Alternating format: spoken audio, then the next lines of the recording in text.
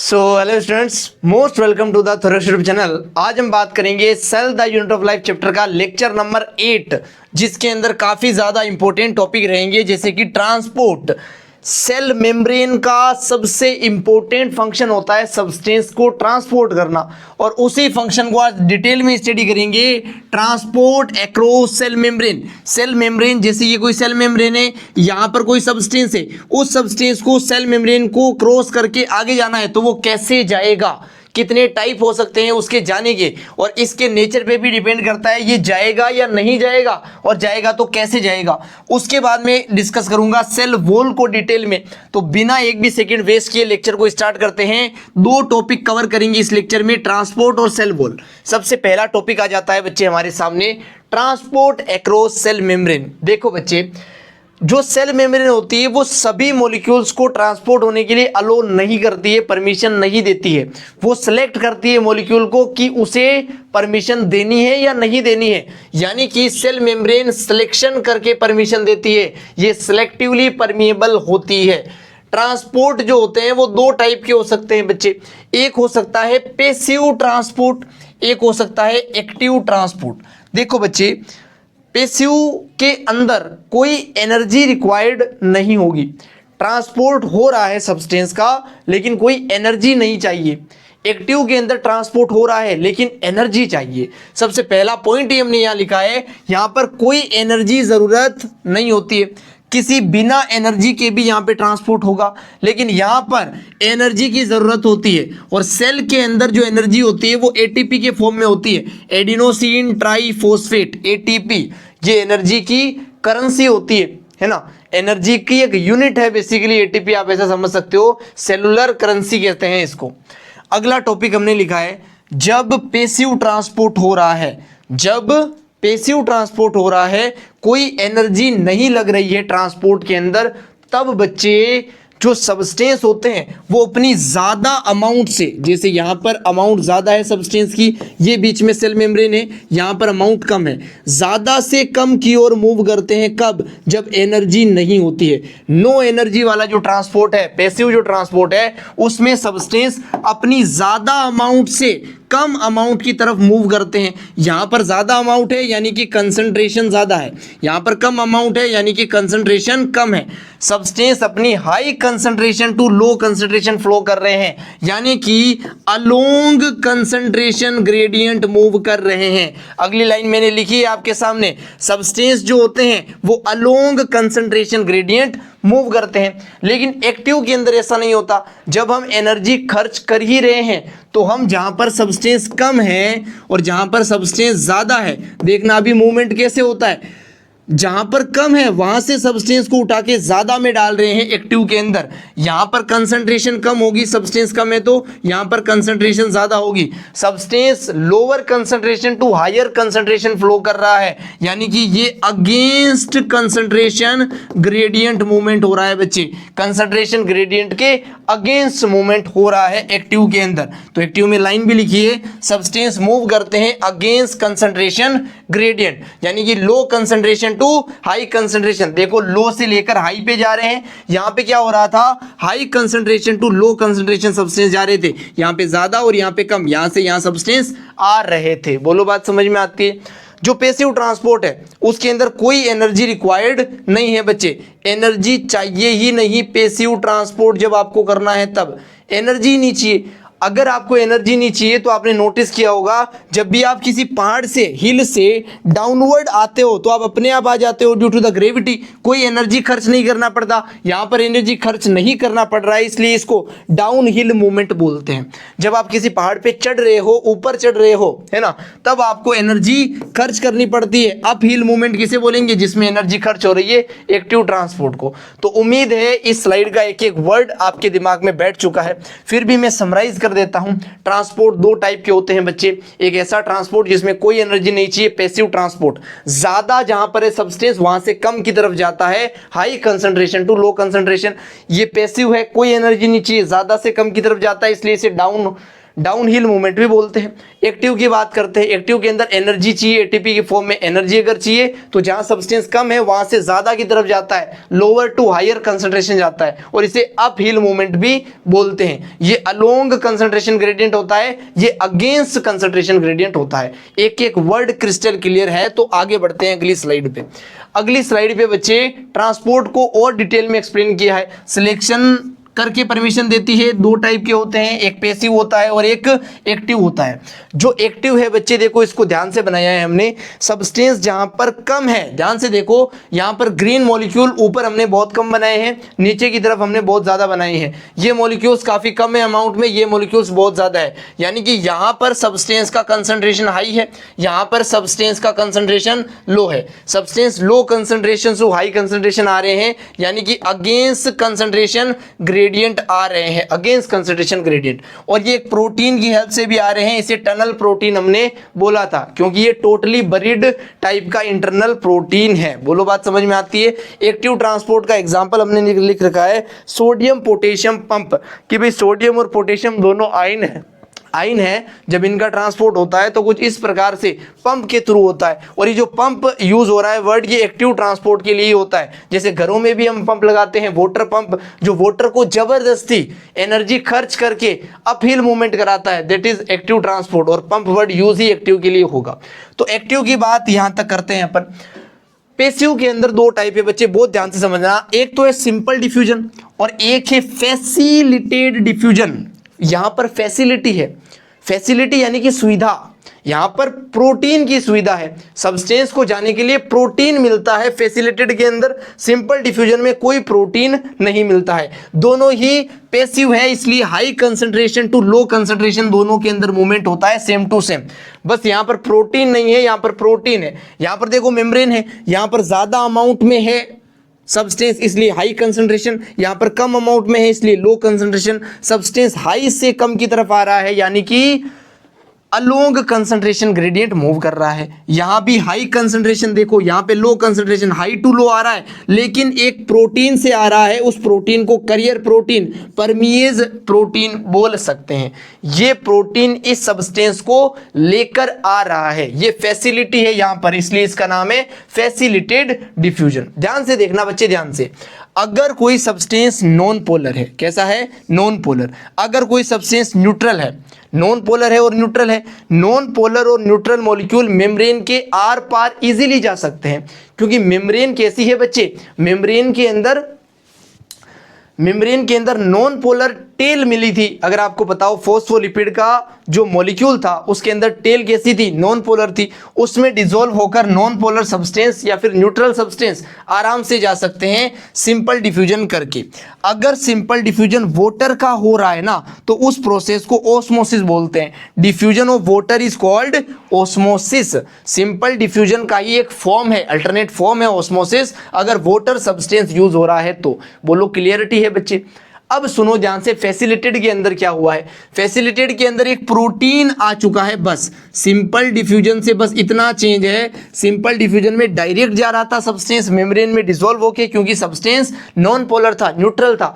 यहां पर substance polar है, चार्ज्ड है, तो उस चार्ज्ड सब्सटेंस को, पोलर सब्सटेंस को डिसॉल्व करके मेम्ब्रेन के आर पार नहीं ले जाया जा सकता है, इसलिए उसके लिए एक प्रोटीन यहां पर अरेंज किया गया है, एक प्रोटीन की फैसिलिटी अरेंज की गई है, इसलिए इसे फैसिलिटेड डिफ्यूजन बोला गया है। बोलो क्लियरिटी है बच्चे, एक एक वर्ड आपको समझ में आना चाहिए। इसके बाद अपन बढ़ सकते हैं आगे। चलिए बच्चे, अब मैं समझाता हूं आपको अगली स्लाइड के ऊपर, ध्यान से देखिएगा।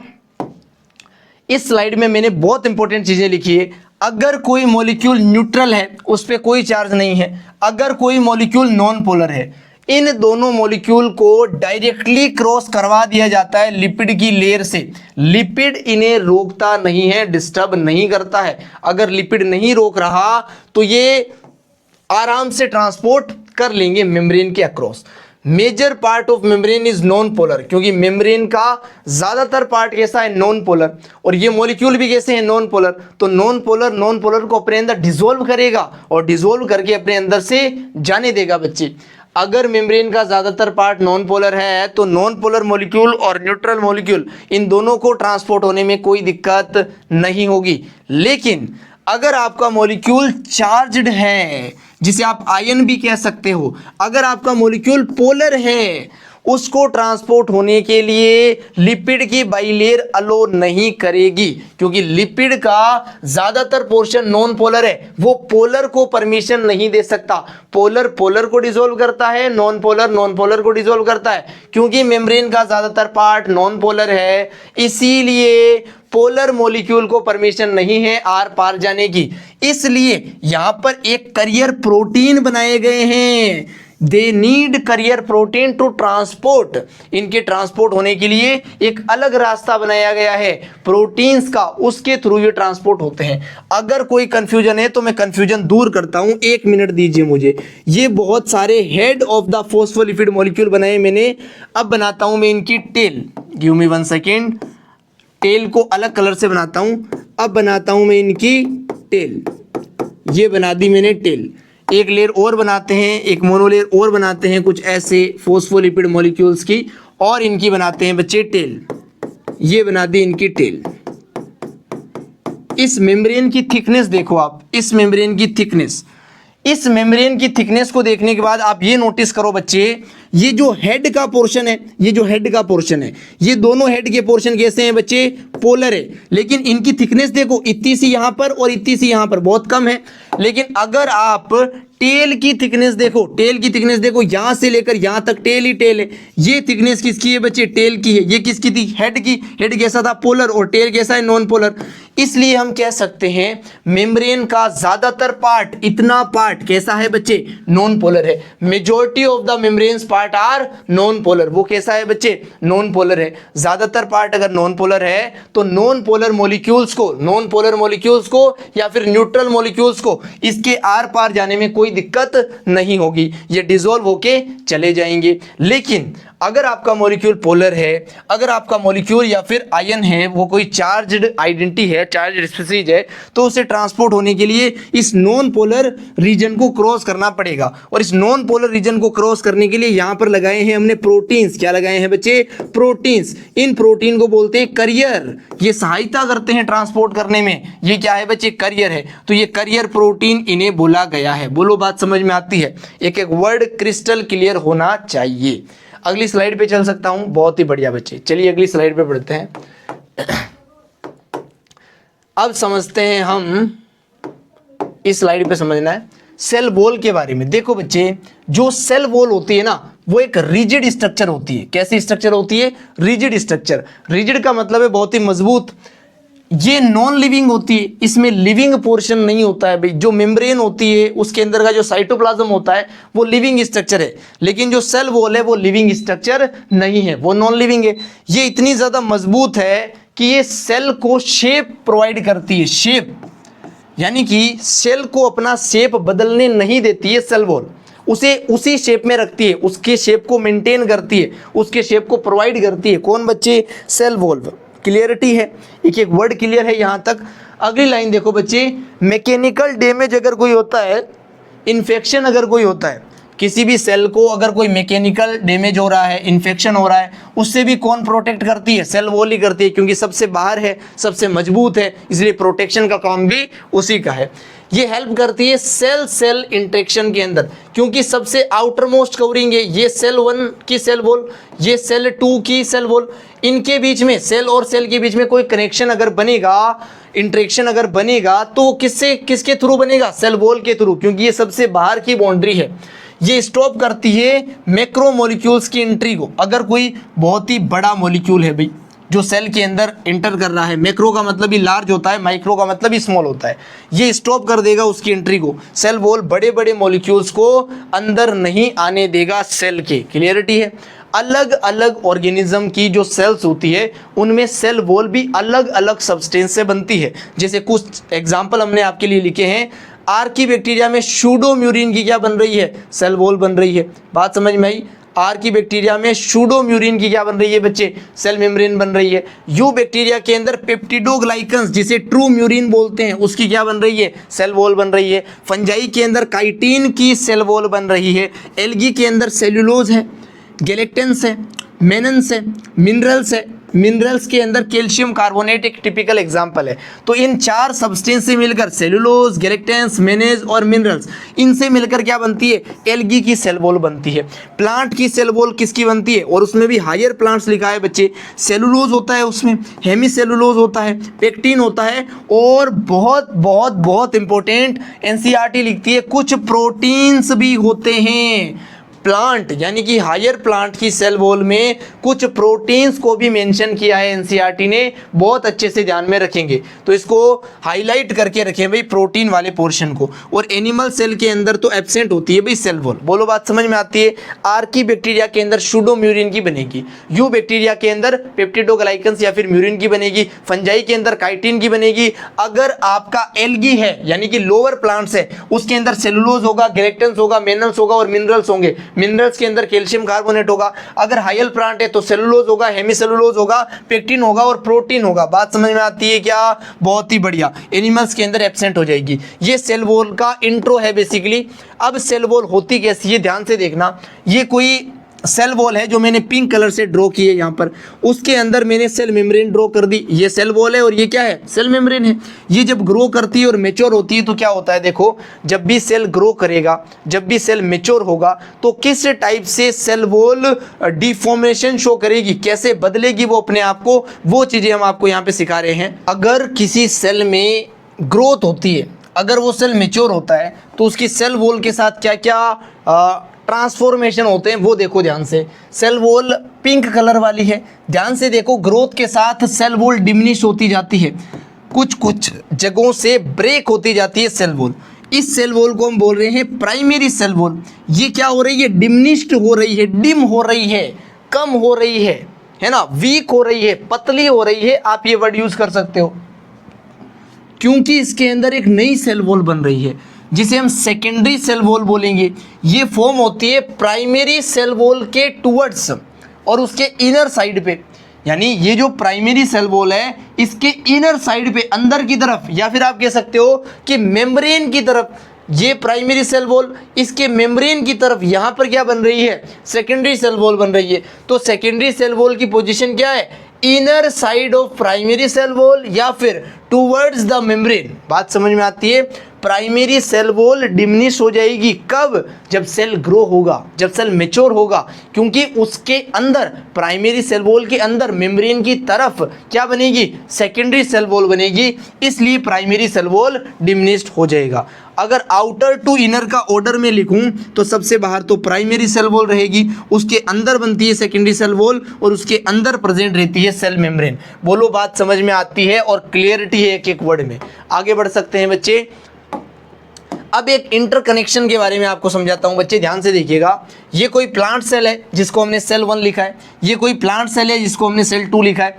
इनके बीच में एक कनेक्शन प्रोड्यूस हुआ है, ध्यान से देखो। सेल मेम्ब्रेन यहाँ पर डीमोडिफाई हो गई है ना, और कुछ सेल वॉल का पार्ट भी यहाँ पर डिमिनिश हो गया है, जिससे एक कनेक्शन बना है। इस कनेक्शन का नाम है प्लाज्मोडेस्मेटा। क्या नाम है बच्चे? प्लाज्मोडेस्मेटा। प्लाज्मो वर्ड का मतलब ही है यहाँ पर साइटोप्लाज्म एक्सचेंज होता है। क्या एक्सचेंज होता है? साइटोप्लाज्म एक्सचेंज होता है। और डेस्मेटा वर्ड का मतलब है ट्यूबुल। जो ईआर होती है, एंडोप्लाज्मिक रेटिकुलम, उसके कुछ टुकड़े। ये बनते कैसे हैं प्लाज्मोडेस्मेटा? अगर मैं आपको एक्सप्लेन करूं बच्चे, तो 2 प्लांट सेल है, एक ये है एक ये। इनकी सेल वॉल के बीच में एक ट्यूबुल चला गया है। साइटोप्लाज्म को लेने के लिए सेल वॉल को पेनिट्रेट करते हुए ईआर का एक टुकड़ा, ईआर का एक ट्यूबुल चला गया है। इस अरेंजमेंट को क्या बोल रहे हैं? प्लाज्मोडेस्मेटा बोल रहे हैं। ये साइटोप्लाज्मिक स्ट्रैंड होते हैं जो कनेक्ट करते हैं cytoplasm of the 2 plant cell को। ये ट्रांसफर्स करते हैं सेल वॉल को, मिडल लेमेला को, to connect 2 plant cell. Transfers का मतलब होता है आर पार चले जाना, भेद देना। देखो बच्चे, ग्रीन कलर की ये क्या है? सेल वॉल है। पिंक कलर की क्या है? सेल मेम्ब्रेन है। इसके अंदर क्या फील्ड है बच्चे? साइटोप्लाज्म फील्ड है। सेल वॉल को पेनिट्रेट कर रही है ये ईआर की जो ट्यूबुल है वो। उसके अलावा ये जो बीच का स्ट्रक्चर है ये है मिडल लेमेला। दो प्लांट सेल के बीच में एक स्ट्रक्चर होता है जिसे मिडल लेमेला बोलते हैं। ये दोनों सेल को कनेक्ट करने का काम करता है। ये ग्लू की तरह नेबरिंग प्लांट सेल्स को कनेक्ट करने का काम कर रहा है। ये कैल्शियम पेक्टेट का बना होता है और 1% केस में ये मैग्नीशियम पेक्टेट का भी बना होता है। यहाँ पर पेक्टेट का मतलब पेक्टिन से है बच्चे, इसके अंदर कैल्शियम और पेक्टिन प्रेजेंट है। कुछ केस में यहाँ पर मैग्नीशियम और पेक्टिन भी प्रेजेंट होते हैं। कैल्शियम कार्बोनेट नहीं है, नीट में क्वेश्चन आया है, यहाँ पे कार्बोनेट कर दिया, वो स्टेटमेंट रॉन्ग हो गया था। कैल्शियम पेक्टेट ही यहाँ पर करेक्ट होगा, मिडल लेमिना का कंपोनेंट है वो। बात समझ में आती है।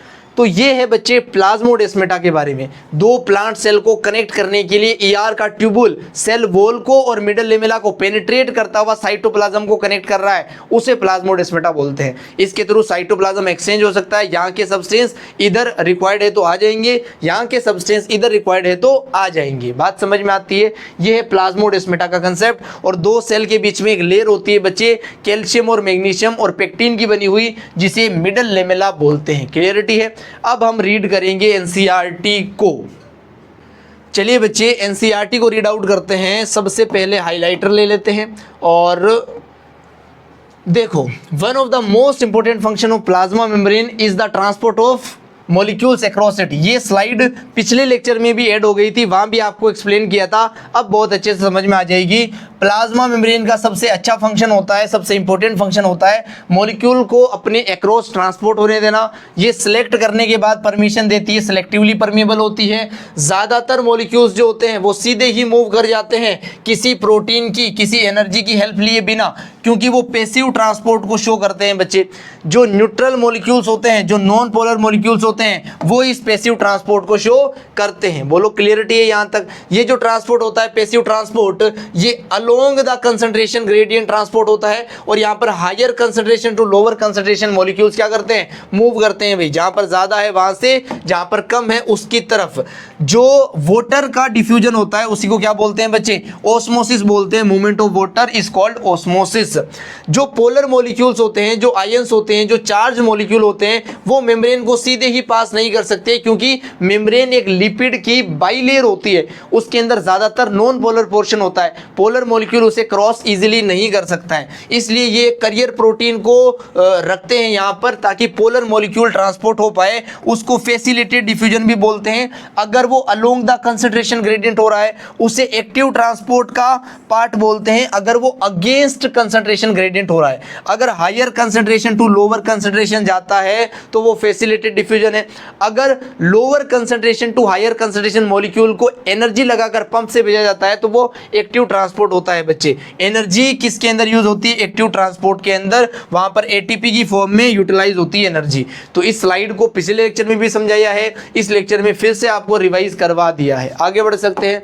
अगली स्लाइड है बच्चे हमारे पास सेल वॉल के बारे में। सेल वॉल जो होती है बच्चे, ये एक नॉन लिविंग स्ट्रक्चर होती है, ये एक रिजिड स्ट्रक्चर होती है।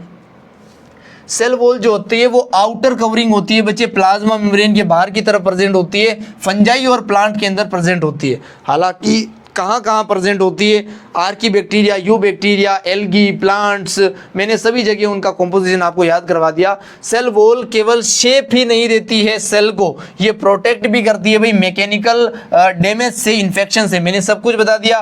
ये शेप भी देती है, प्रोटेक्शन भी करती है, इन्फेक्शन से, डैमेज से प्रोटेक्ट भी करती है। ये हेल्प भी करती है भाई, अगली लाइन देखो, ये हेल्प करती है सेल टू सेल इंटरेक्शन के अंदर, ये भी बता दिया। ये प्रोवाइड करती है भाई बैरियर अनडिजायरेबल मैक्रोमोलिक्यूल के लिए। बैरियर का मतलब होता है एक अवरोध, उन्हें रोक लेना। अगर बड़े बड़े मैक्रोमोलिक्यूल्स है जिनकी आवश्यकता नहीं है, अनडिजायर्ड का मतलब है आवश्यकता जिनकी ना हो, डिजायर्ड मतलब जिसकी नेसेसरी नीड हो, जिसकी आवश्यकता हो, है ना। अनडिजायरेबल, अगर किसी मॉलिक्यूल की ज़रूरत नहीं है फिर भी वो मेम्ब्रेन के अंदर आ रहा है तो उसे रोक लिया जाता है सेल वॉल के द्वारा, वो मैक्रोमोलिक्यूल अगर है तो। एल्गी जो होता है बच्चे, उसके पास सेल वॉल होती है, किसकी बनी होती है, एल्गी के अंदर सेलुलोज होता है, गैलेक्टन्स होते हैं, मेनन्स होते हैं, मिनरल्स होते हैं जैसे कि कैल्शियम कार्बोनेट। प्लांट्स जो होते हैं, हायर प्लांट्स, उनके अंदर सेलुलोज होता है, हेमीसेलुलोज होता है, पेक्टिन होता है और प्रोटीन भी होता है। इस प्रोटीन को बहुत अच्छे से लेबल कर लेना, बहुत अच्छे से हाईलाइट कर लेना। प्लांट की सेल वॉल के अंदर प्रोटीन होता है according to NCERT. Cell wall of younger plants जो होते हैं वो प्राइमरी सेल वॉल रखते हैं भाई। जैसे जैसे ये सेल मेच्योर होते जाते हैं, ग्रो करते जाते हैं, ये जो प्राइमरी सेल वॉल होती है ये ग्रेजुअली डिमिनिश होती जाती है और सेकेंडरी सेल वॉल जो है वो फॉर्म होने लगती है भाई कहां पर, inner side of the primary cell wall और towards the cell membrane, side of the cell. बात समझ में आती है क्या? Inner side of the primary cell wall क्या बन रही है, सेकेंडरी सेल वॉल, या फिर towards the plasma membrane, towards the cell membrane क्या बन रही है, सेकेंडरी सेल वॉल बन रही है। कब बन रही है? जब सेल ग्रो कर रहे हैं, मेच्योर हो रहे हैं। क्लियरिटी है? अगली लाइन देखो, मिडल लेमेला जो होती है वो मेनली कैल्शियम पेक्टेट की बनी होती है भाई, विच होल्ड्स और glue to different neighbouring cells together, जो कि पड़ोसी के सेल को, नेबरिंग सेल को अटैच करके हुए रखती है, जोड़े हुए रखती है। The cell wall in middle lamella में be transferred by the plasmodesmata, जो सेल वॉल और मिडल लेमेला है वो ट्रांसफर्ड कर दी जाती है, वो पेनिट्रेट कर दी जाती है प्लाज्मोडेस्माटा के थ्रू। प्लाज्मोडेस्माटा एक ER की ट्यूबुल है जो सेल वॉल और मिडल लेमेला के आर पार निकल जाती है साइटोप्लाज्म को कनेक्ट करने के लिए नेबरिंग सेल के। ये कनेक्ट करती है साइटोप्लाज्म को ऑफ द नेबरिंग सेल्स। एक एक लाइन आपको बार बार बोल के बताई जा रही है और एक एक वर्ड आपको क्रिस्टल क्लियर है एनसीईआरटी का, उम्मीद करते हैं। तो यहाँ पर लेक्चर को समाप्त करते हैं भाई, जिसके अंदर हमने ट्रांसपोर्ट को समझा है और सेल वॉल को समझा है। थैंक यू सो मच पूरा लेक्चर देखने के लिए। अगर इस लेक्चर की ये जो नोट्स है मेरे लिखे हुए, इनकी PPT और PDF आप चाहते हो तो टेलीग्राम पे थोरेक्स 100 चैनल से कनेक्ट हो जाओ और किसी भी सोशल मीडिया प्लेटफॉर्म पे थोरेक्स 100 लिख कर आप सर्च करके कनेक्ट हो सकते हो हैंडल से, और यूट्यूब के डिस्क्रिप्शन में सारे लिंक भी आपको मिल जाएंगे। थैंक यू सो मच, मिलेंगे नेक्स्ट लेक्चर में। Till then all the very best.